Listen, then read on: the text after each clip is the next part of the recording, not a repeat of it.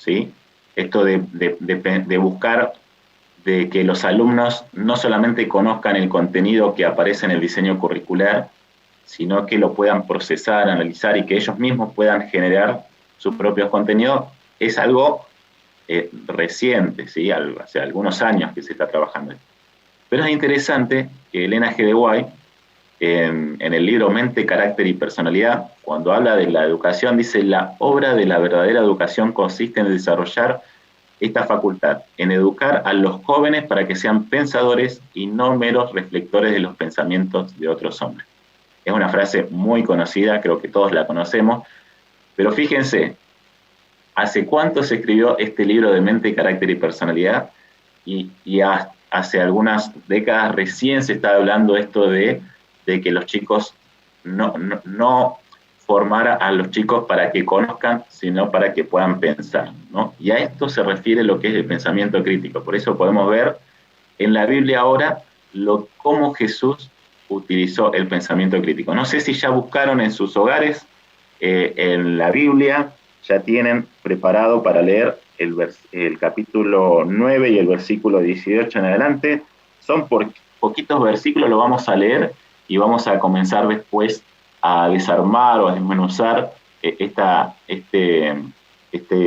porción de la Biblia para poder reflexionar y aprender, ¿sí? El título que tiene, o el subtítulo de la lectura, dice: La confesión de Pedro, ¿sí? Y vamos a leer, síganme en la lectura. Dice: aconteció que mientras Jesús oraba aparte, estaban con él los discípulos y les preguntó diciendo: ¿quién dice la gente que yo soy? Ellos respondieron: uno, Juan el Bautista; otros, Elías; y otros, que algún profeta de los antiguos ha resucitado.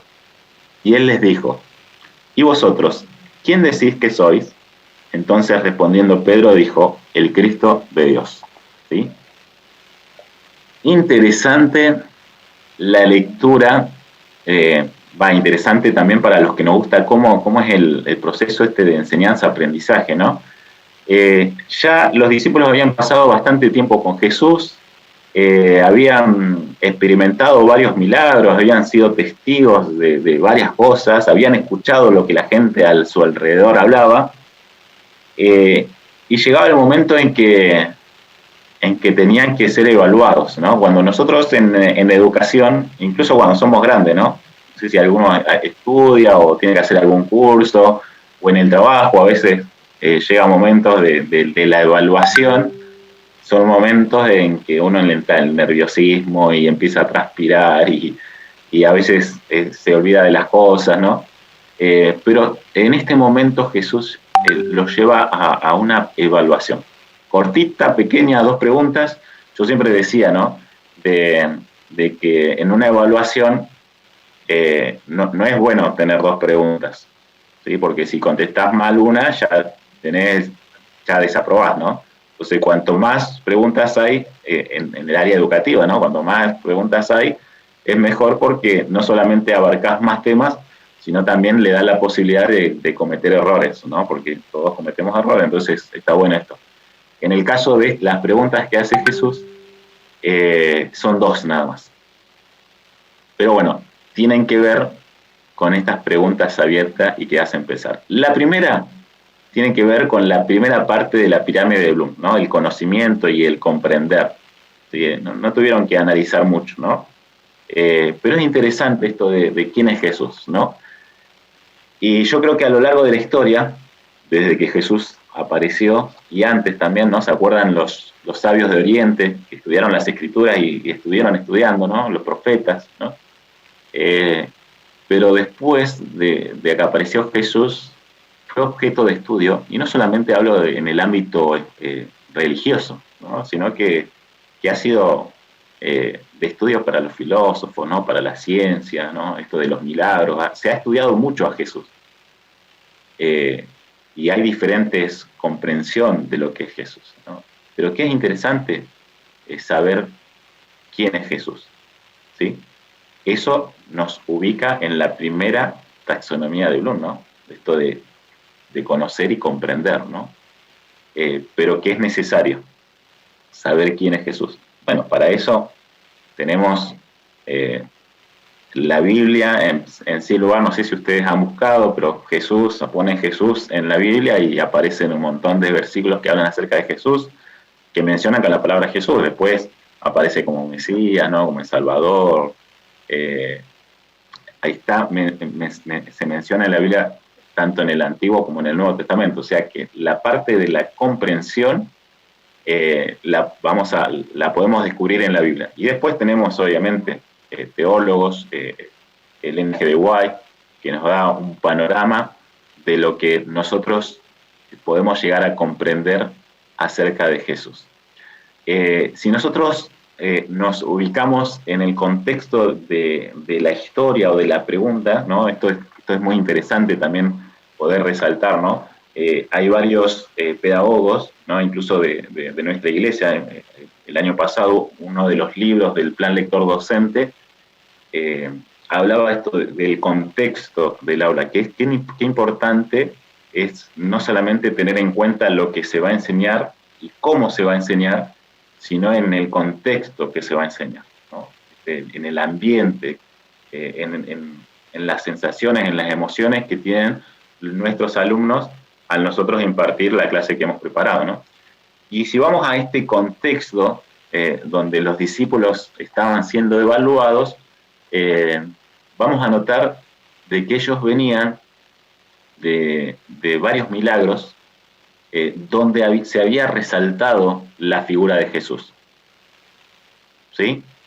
De un momento para otro, Jesús empezó a ser más conocido. ¿Sí? Si nosotros lo ubicamos ahora, no sé, en cuenta de Instagram, hay varias ahora, no conozco, pero bueno, pongamos Instagram, pasó de tener 12, 20 seguidores a pasar a 20.000 seguidores, ¿no?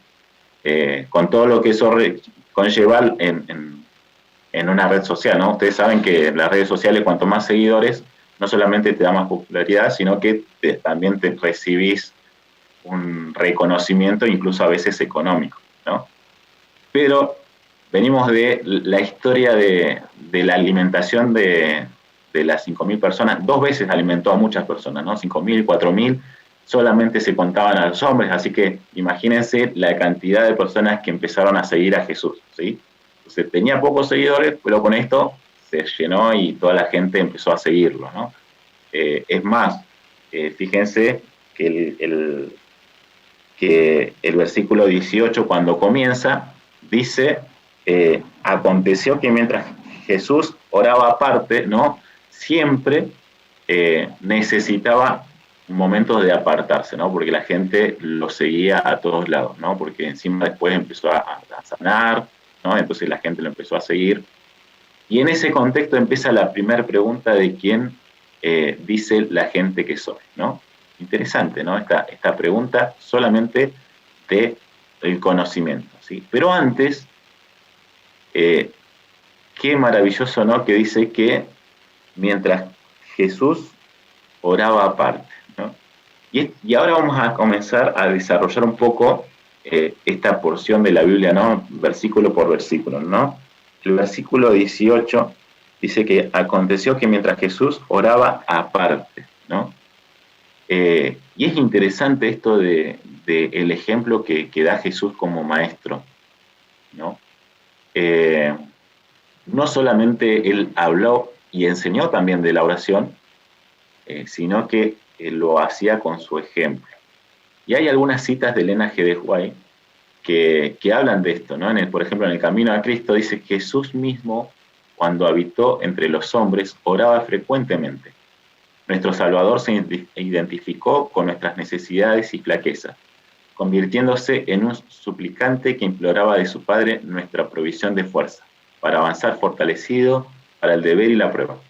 Él es nuestro ejemplo en todas las cosas, es un hermano en nuestras debilidades. Tentado en todo así como nosotros, pero como ser inmaculado, rehuyó al mal. Sufrió las luchas y torturas del alma de un mundo de pecado.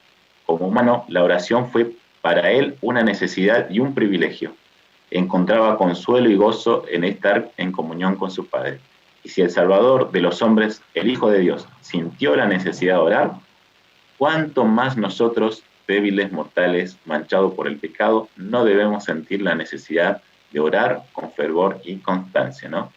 Si Jesús estando en la tierra debía orar, ¿cuánto más nosotros, ¿no? Qué interesante cita, ¿no? Esto del ejemplo de Jesús, que era Dios, pero sin embargo se apartaba a orar, ¿no? Necesitaba esa relación con su Padre. ¿Cuánto más nosotros, que somos débiles, ¿no? Ahí manchados por el pecado, necesitamos orar, ¿no? Esto de la necesidad de oración, y esto es como una cadena, porque también nos lleva a tener un buen resultado en nuestra prueba, ¿no? En esta prueba que tenían los discípulos, si seguimos el ejemplo de Jesús, va a ser mucho más fácil contestar la segunda pregunta, porque la primera pregunta era sencilla porque era responder lo que conocían o lo que habían escuchado. Por eso yo digo que esa era una de las bases de la taxonomía de Bloom, ¿no? Esto de conocer y comprender, nada más, ¿no?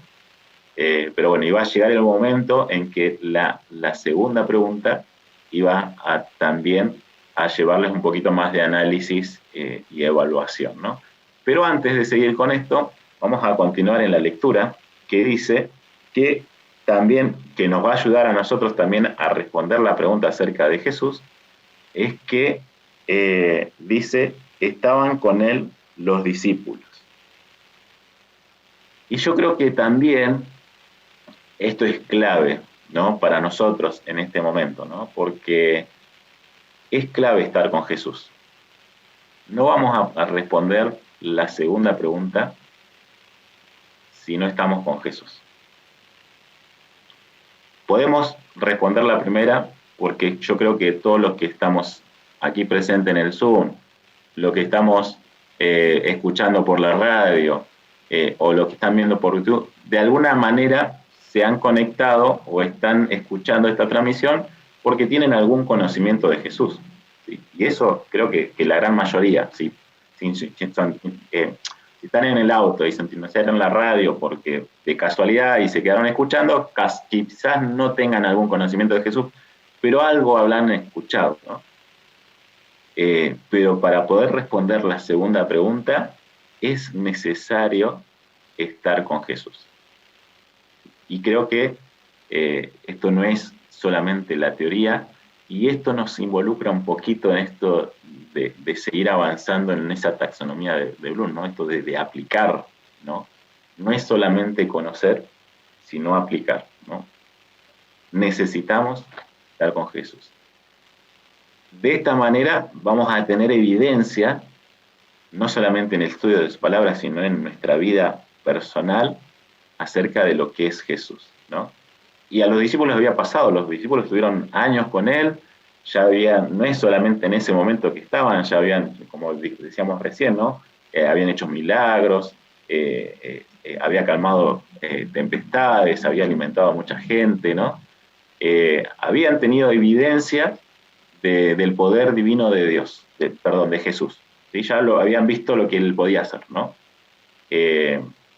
Lo estaba capacitando a ellos para lo que después deberían hacer, ¿no? Y parte de esa capacitación era esa vivencia de estar con Jesús, ¿no? No solamente tenían que estar como espectadores, ¿no? Porque si vemos algunas de las historias anteriormente, ¿no? Cuando alimenta, él les dice, ¿se acuerdan que dice, bueno, denle ustedes de comer? Y bueno, ellos dijeron, bueno, no tenemos nada, no tenemos dinero, ni tampoco hay lugar acá para comprar. Bueno, entonces buscaron lo que había y tuvieron que colaborar, tuvieron que repartir, juntar las canastas, ¿no? No solamente espectadores, sino que eran parte de los milagros que Jesús estaba realizando.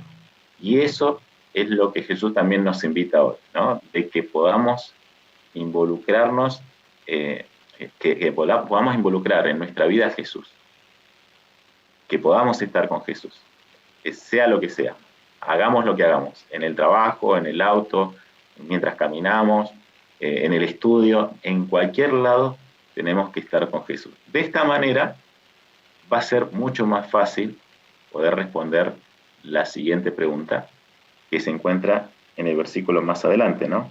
Bueno, vamos antes a analizar la respuesta, ¿no? De quién es Jesús, ¿no? Dice, ellos respondieron, en el versículo 19 dice, unos Juan el Bautista, otro Elías, y otros que algún profeta de los antiguos que ha resucitado, ¿no? Tenían tres respuestas posibles, ¿no? Un multiple choice sería, tres respuestas posibles. Es interesante, y como decíamos al principio, ¿no? En la introducción, el estudio de Jesús que ha trascendido, ¿no? al cristianismo, ¿sí?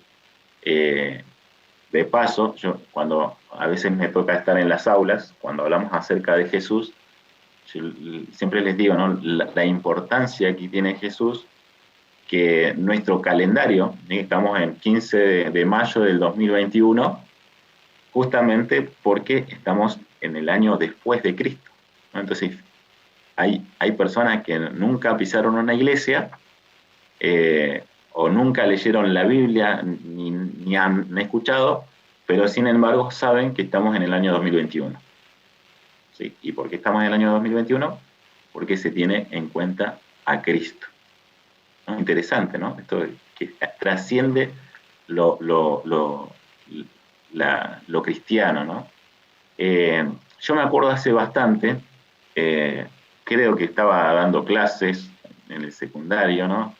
Que por ahí son los chicos, hay edad donde por ahí suelen cuestionar, ¿no? No es que tengan desarrollado el pensamiento crítico, pero tienen la necesidad de cuestionarlo todo, ¿no? Y está bueno porque también eso los ayuda a poder aprender, ¿no? O sea, los que tienen hijos adolescentes sabrán que llega una edad donde cuestionan todo, ¿sí? Si vos le decís, le mostrás que esto es, no sé, de color blanco, y te va a decir, no, yo lo veo que es color crema, ¿no? Pero bueno, está bueno esto de poder cuestionarlo, y me acuerdo que estuvimos analizando acerca de esto de lo que era Jesús, ¿no?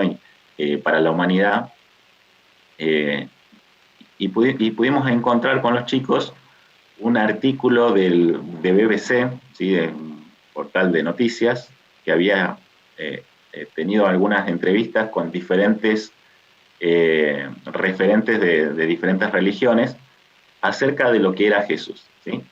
Y llamó la atención, lo pudimos compartir, lo debatimos con los chicos, y les quería compartir esto, ¿no? Seguramente ustedes ya lo saben, pero está bueno para ahí poder resaltarlo, ¿no?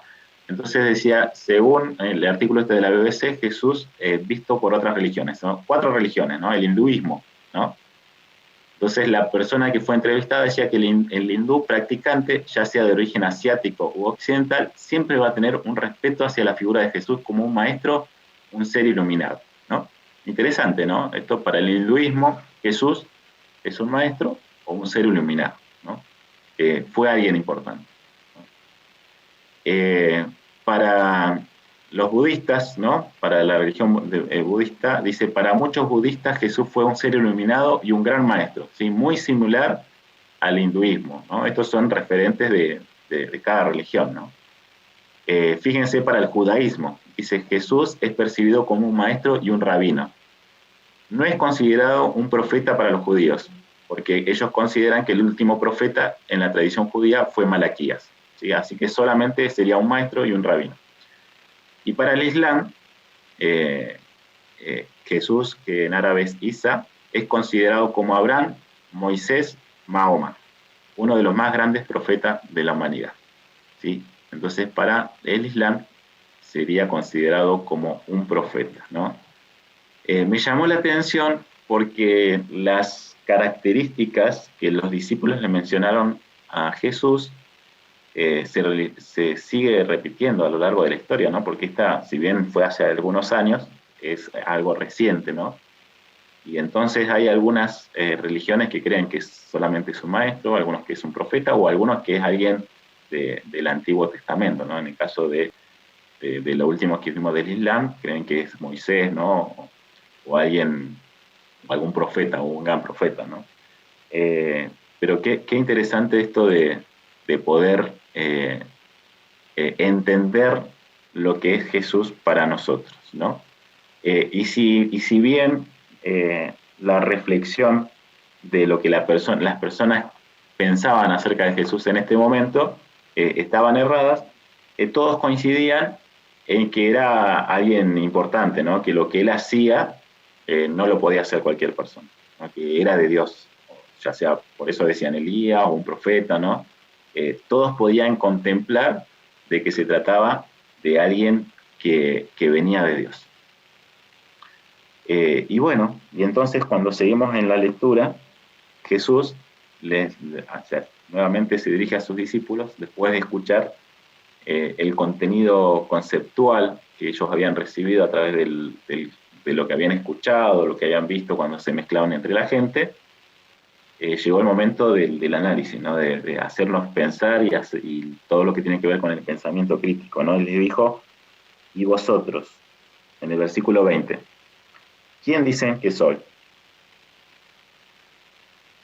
Qué buena pregunta con respecto a lo que tenemos que pensar nosotros acerca de Jesús. Yo lo que les decía al principio es que, en primer lugar, para poder responder esta pregunta, tenemos que seguir el ejemplo de Jesús, ¿no? y orar, ¿no? Apartarnos a orar constantemente, ¿no? Otra de las cosas que nos ayudan para responder acerca de esta pregunta tiene que ver con estar con Jesús, con dejar que Jesús esté en nuestra vida, ¿no? También es importante poder conocer.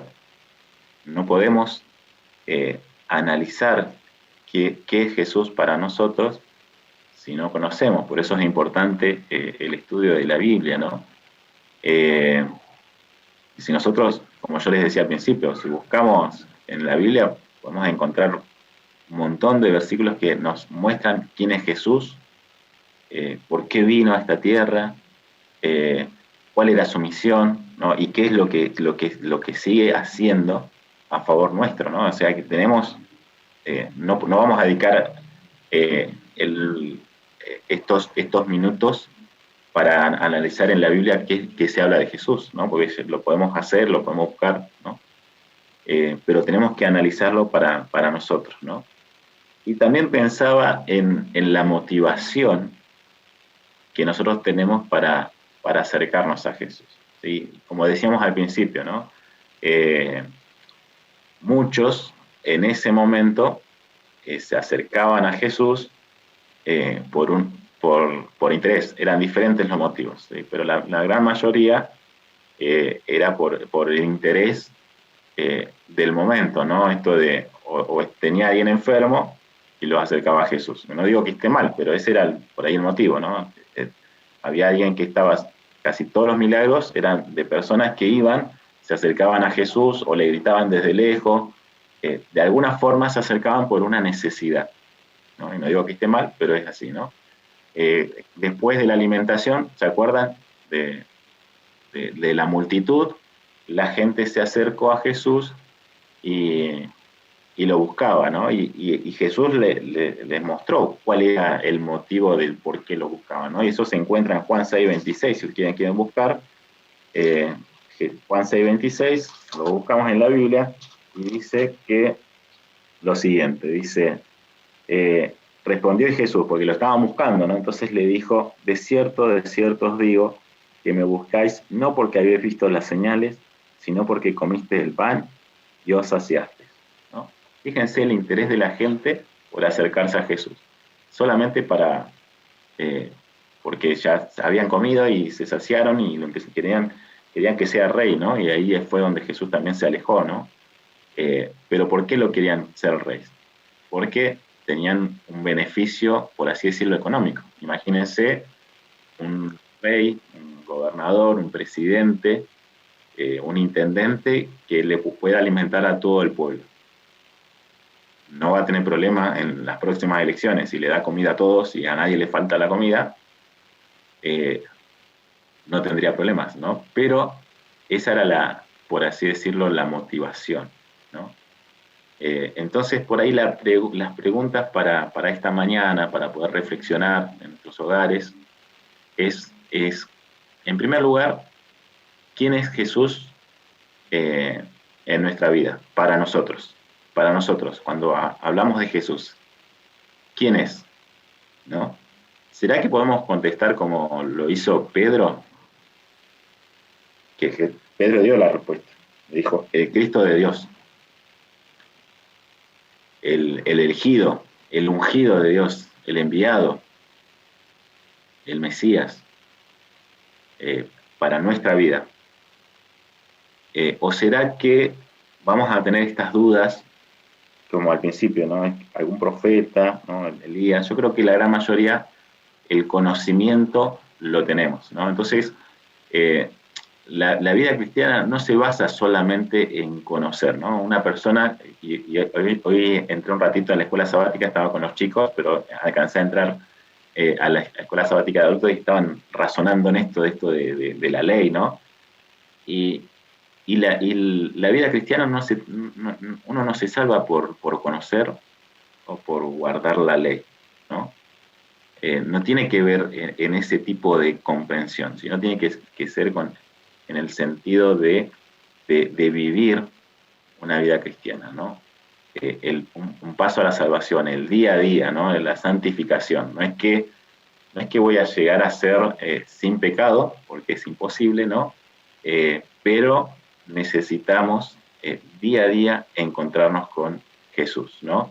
Ya sea en la oración, como dijimos, en el estudio, ¿no? En el encuentro, a pesar de que ahora no lo podemos hacer presencialmente, pero tenemos otras herramientas que nos podemos encontrar entre los hermanos, ¿no? De esa manera va a ser mucho más fácil responder esa pregunta, como lo hizo Pedro, ¿no? Entonces no es la falta de información lo que nos impide conocer quién es Cristo, sino también tiene que ver con la fe, ¿no? Con nuestra confianza, ¿no? con el creer quién es Cristo, ¿no? En nuestra vida, ¿no?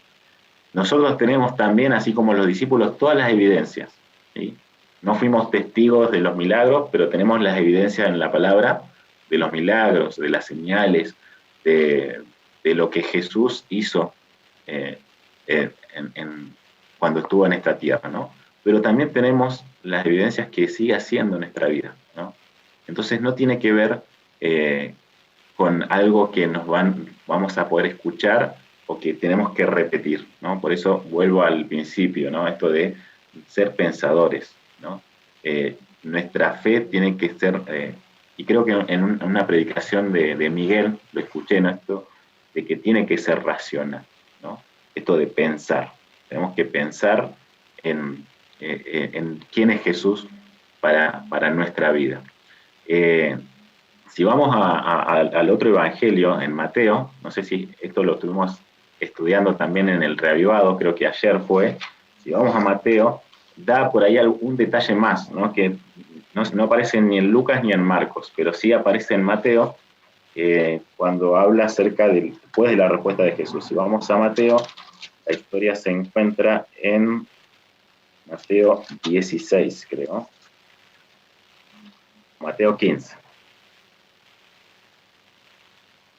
Mateo, no, 16, está bien. Mateo 16, 13 dice, está la misma historia, ¿no? Quien le hace la misma pregunta, pero después de la respuesta, en el versículo 17, no aparece en los otros evangelios, pero acá sí está detallado. Dice, bienaventurado eres Simón, hijo de Jonás, porque no te lo reveló carne ni sangre, sino mi Padre que está en los cielos. Y yo también te digo que tú eres Pedro, y sobre esta roca edificaré mi iglesia, y las puertas de Hades no la dominarán, ¿no? Aquí vemos cómo nosotros podemos saber quién es Cristo. No es algo tampoco que yo lo voy a razonar y pensar, y en cuanto más estudie, lo voy a hacer, sino que Dios, a través de su Espíritu Santo, nos va a revelar quién es Cristo. Que Cristo tiene que ser una realidad en nuestra vida, ¿no? Y que en algún momento podamos decir, como decía Pablo, ya no vivo yo, más vive Cristo en mí. Que no sea lo que yo haga, mi voluntad, sino que sea la voluntad de Dios. Para eso es importante, primero, orar, estar con Jesús, conocer, ¿no? Estudiar su palabra y entregarse demos nuestra vida a Dios, ¿no? Que cada día podamos encontrarnos, ir a Jesús, para que podamos no solamente prepararnos, sino preparar a otros. Es interesante que en la historia, en los 3 momentos que se mencionan en los evangelios, Jesús le pidió no contarle a los demás. ¿Sí? Si ustedes buscan los versículos, por ejemplo, en Mateo dice, al final el versículo 20 dice, entonces mandó a sus discípulos que nadie dijera que él era Jesús el Cristo. Pero ahora, en estos tiempos, la misión es lo contrario. Tenemos que ir a los demás a poder contarles quién es Jesús. No solamente lo que vemos en la Biblia, sino lo que vemos en nuestra vida y lo que ellos pueden vivenciar también, si tienen a Jesús en su corazón, ¿no? Que esto sea una realidad, que podamos encontrarnos con Jesús, que podamos ir todos los días a ese encuentro con Jesús. Que Dios los bendiga.